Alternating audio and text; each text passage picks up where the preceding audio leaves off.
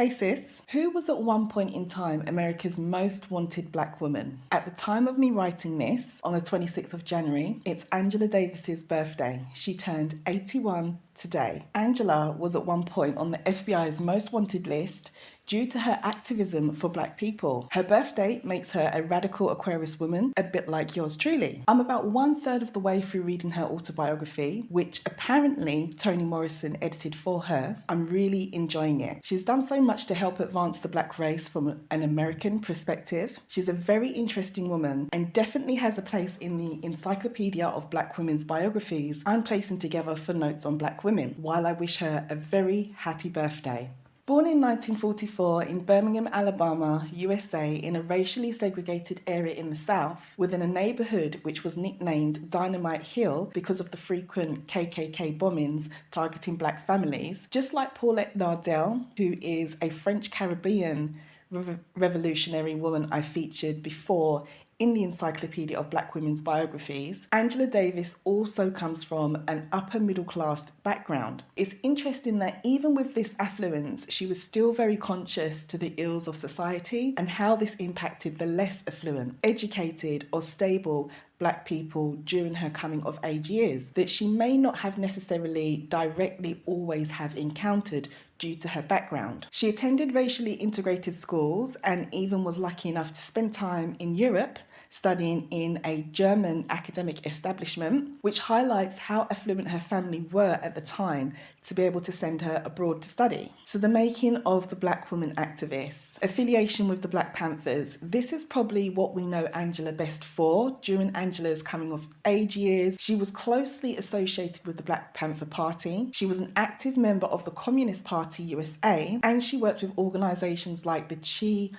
Lumber Club, which is a black Marxist group. Her focus on prison reform. Angela seemed and still does seem to be very passionate about the prison system across the USA. A lot of her activism has focused on the abolition of the prison system or a reform of it. She co-funded the Critical Resistance, which is an organization dedicated to dismantling systems of incarceration. America's Most Wanted Black Woman and her arrest. So, Public Enemy number 1. I really enjoyed reading about this event in Angela's life in her autobiography. In 1970, she was accused of aiding the Soledad brothers' prison escape attempt, which resulted in a shootout in the courtroom. She was placed on the FBI's 10 most wanted list. She seemed to have developed a love for one of the brothers, which I personally could not get my head around why, but hey, who am I to judge? It does appear though that her love and desire for this man and affiliation with him is what led to this event in her life. Arrest and trial. Angela's autobiography clearly shows what extent she went to in order to not be captured by the police. From wigs, makeup, and taking on a physical appearance that was so different from herself at the time. For example, straightening her afro or wearing straight haired wigs. She did all this, but eventually she was arrested and spent 16 months in jail. Her trial gained international attention and she was acquitted in 1972 after a massive global campaign for her release. I really do recommend her autobiography as a read to gain insight into her time in jail. I do feel that it was largely this experience that she had and what she saw as a female prisoner that probably sparked her activism in this particular area during her life. Angela, the academic. One of the things I really love about Dr. Angela Davis is her mind. She is an academic to the core, and being an ex-school teacher myself, this resonates with me a lot. I love academic study. It's hard to pinpoint what essay or part of her work I've enjoyed the most or the best, but one that I will never, and I mean never forget that she penned is the book Women, Race and Class in 1981. It's a must read for any woman interested in the conditions of black women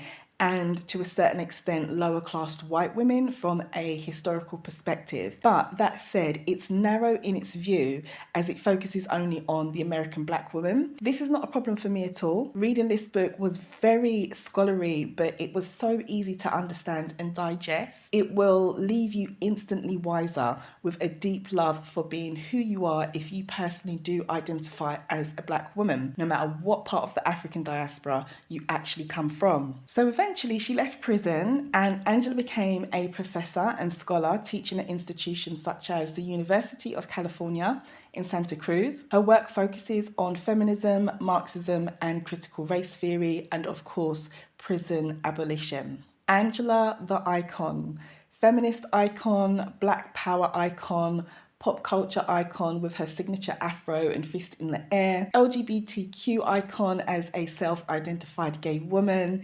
international advocate for suffrage worldwide. I love it all. What is there not to love about this particular black woman? She truly is an icon and will be forever an iconic legend in all these areas. So happy birthday to Dr. Angela Y. Davis, and thank you for all you've done and all you've personally taught me from reading your work and your autobiography. If you do want to learn and understand a bit more about a woman who worked just as tirelessly as Angela did across the Caribbean, I recommend that you check out my essay from a few weeks back, which was on Paulette Nardel, the French Caribbean woman who carried out her life's work in the name of black women during the 19th and 20th century. In the written version of this article, there will be a link directly to that essay there. Much love, the Black Woman Essayist.